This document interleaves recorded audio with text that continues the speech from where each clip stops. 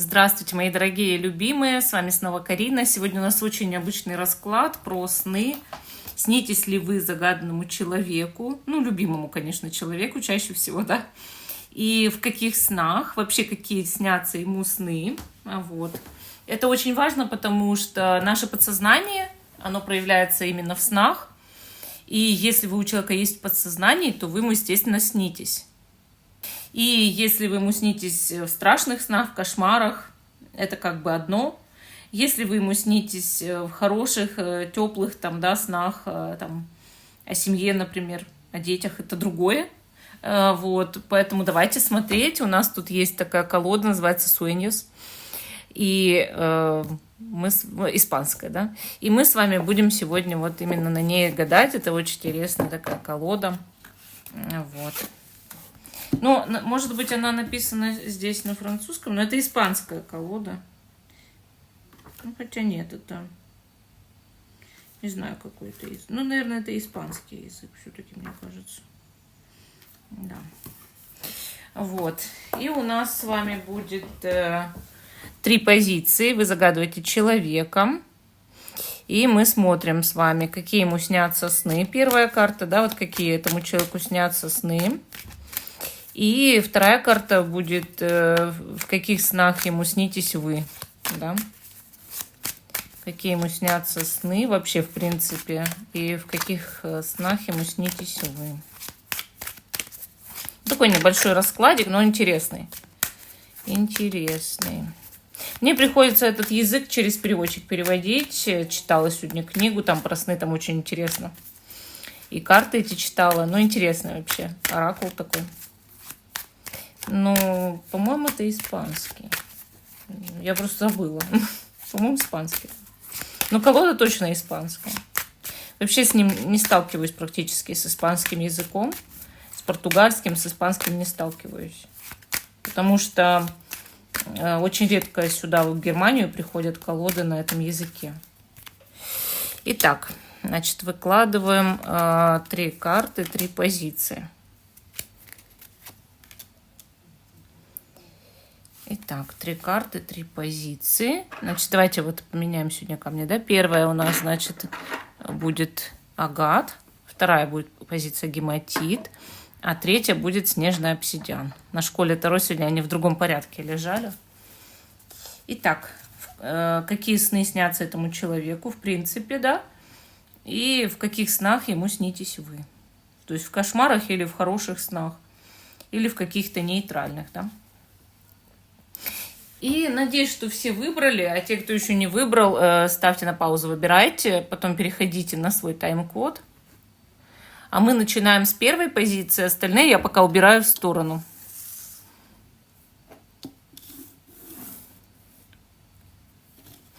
И первая карта у нас показывает, какие сны снятся этому человеку. Ему снятся сны про остров. Вот, кстати, вот это тоже очень интересный момент. Когда снится сон про остров, это всегда говорит о том, что человек жаждет найти какой-то безопасный момент для себя и старается найти для себя, ну, в жизни, как сказать, спасение, да, то есть укрытие, понимаете?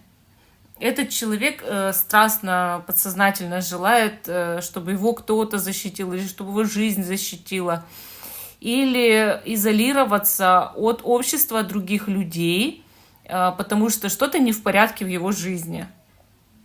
Мне вообще кажется, что тот человек, которого вы загадали, ощущает бессознательно, что ему люди угрожают. Он жаждет одиночества, потому что многие досаждают ему, или он находится сейчас в состоянии, когда его окружение его недолюбливает, да, или он не чувствует резонанса со своим окружением на работе или в жизни. Вот. По сути, необитаемый остров может возникать во сне, когда человек хочет, чтобы его жизнь стала более легкой, чтобы все обстоятельства сложились более легко, и чтобы он вообще жил в комфорте. То есть это же такой теплый, чаще всего необитаемый остров, да, там зелень растет, фрукты. Вот. И, соответственно, это может означать, что человек очень тянется, ну, к тому, чтобы вот у него была комфортная, богатая какая-то жизнь, но все это досталось ему за даром, а не чтобы он это зарабатывал, чтобы вот его выбросило, да, в этот комфорт. Ну, вот как нас море выбрасывает в какой-то момент на необитаемый остров. Также он жаждет, чтобы его выбросило в этот комфорт, правильно? Еще момент по необитаемому острову. Человек как будто бы хочет изучить неизведанные области себя. Ну, то есть, мол, есть в этом мире где-то остров, да, вот его подсознание, где он еще не был, да, и ему хочется понять себя и понять какую-то свою сторону, вот, которую он еще не изучил. То есть он подсознательно может и к этому тянуться. Хорошо, давайте теперь посмотрим, а в каких снах являетесь ему именно вы. То есть в каких снах вы участвуете у него, да, во сне, что происходит. И тут у нас, значит, вышла карта волосы, что ли? Ну да, получается, Эль Пело, волосы. Смотрите, вот несмотря на то, что тут написано, я вам так скажу, что волосы у женщины – это одна из самых сексуальных частей, эротических, да? И этот человек во сне видит волосы ваши, и вообще сны, где у вас длинные волосы или прическа, трогает за волосы. Конечно, это эротические сны, да. И, конечно, это признак того, что у человека к вам очень сильное влечение. Может быть, изначально, когда вы, начали отношения, понравились человеку, понравились волосы ваши. Волосы, прическа, все, что связано с волосами на голове, я надеюсь. И, соответственно, его сейчас во сне тянут ваши волосы. Вот. Есть еще момент такой, у людей иногда с волосами бывает страх, вот как здесь описано, да, по Фрейду, что страх там лишиться мужественной силы, что волосы связаны с мужской силой. Но может быть такое, что страх когда-то с вами, чтобы не получилось в постели там, и так далее. Тоже такое может быть. Но вы знаете, еще волосы, вот по моему опыту, они означают дорогу. Чем длиннее волосы во сне, тем длиннее дорога. Вы это из народа знаете, наверное, тоже. То есть здесь этого не описано, ни в книге, ни на карте, но это так и есть. Что многим снятся волосы как дорога. Но мне кажется, это больше именно сексуальный подтекст, вот, поэтому здесь сильное влечение имеет место, и вы ему снитесь вот в таких снах, этому человеку. Такой интересный ответ по первой позиции. А мы идем с вами дальше к позиции номер 2. Гематит. И первая карта, какие сны вообще снятся этому человеку. Подарок. Вы знаете, карта может не означать напрямую, что человеку снятся только жизненные сюрпризы и подарки.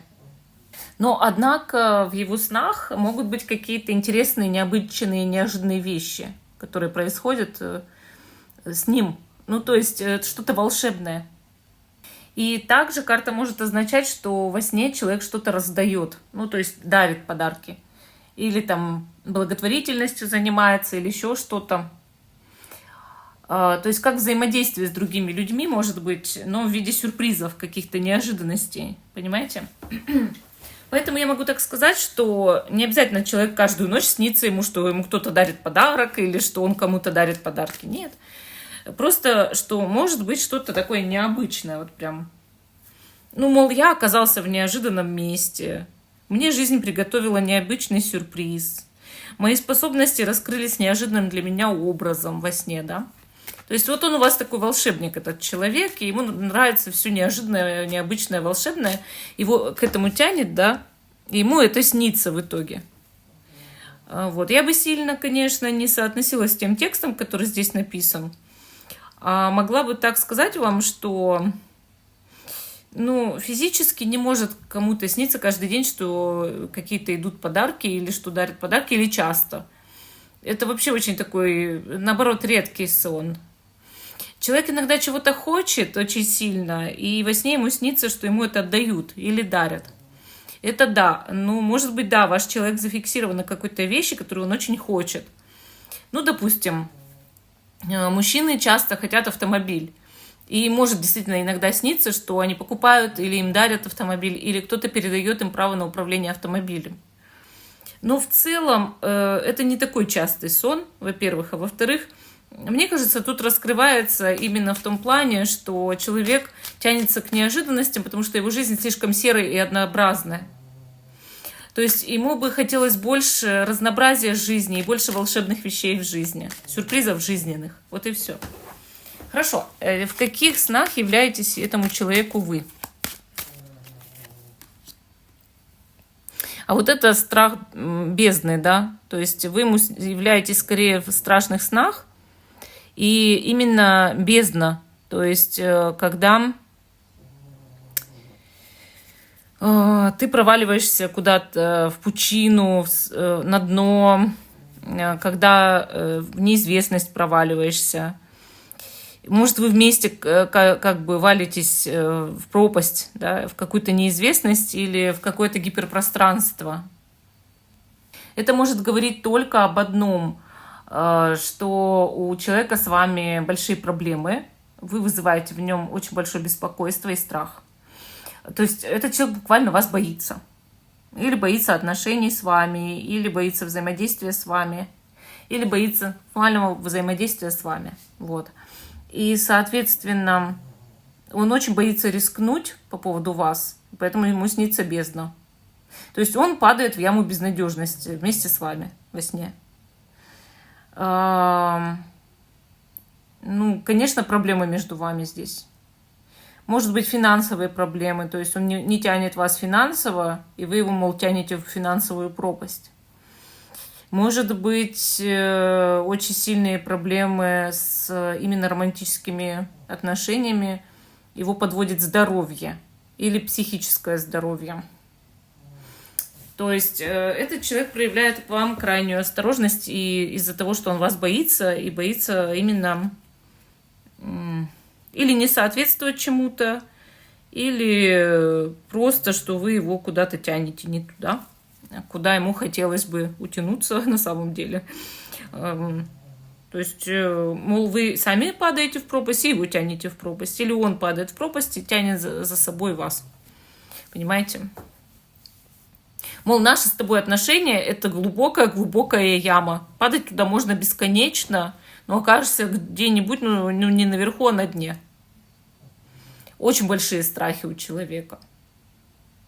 Вы вызываете в нем подсознательный негатив.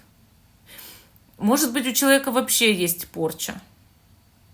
И, конечно, сны в итоге кошмарные по отношению к вам.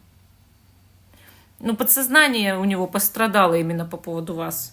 То есть вы что-то там могли его напугать чем-то. Требованиями, например. Потребовали от него что-то, чему он явно не соответствует, и после этого он вас безумно боится. Постоянно. И с этим очень сложно справляться, это нужно к психологу. Вот. Такой сон может быть свидетельством нарушения, еще раз повторю, финансовой состоятельности человека, здоровья человека и мужского здоровья человека. Вот. Поэтому вам надо тут очень много ковырять с психологом вместе. Такой ответ по второй позиции, к сожалению. А мы идем к позиции номер 3.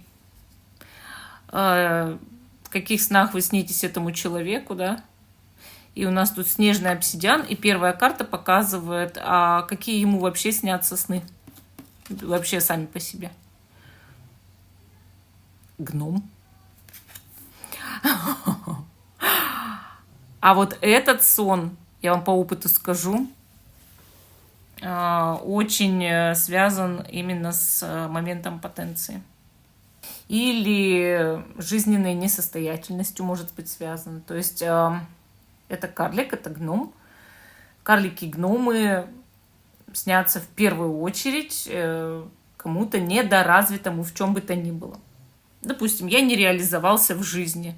Ему снятся карлики и гномы. То есть развей уже до конца.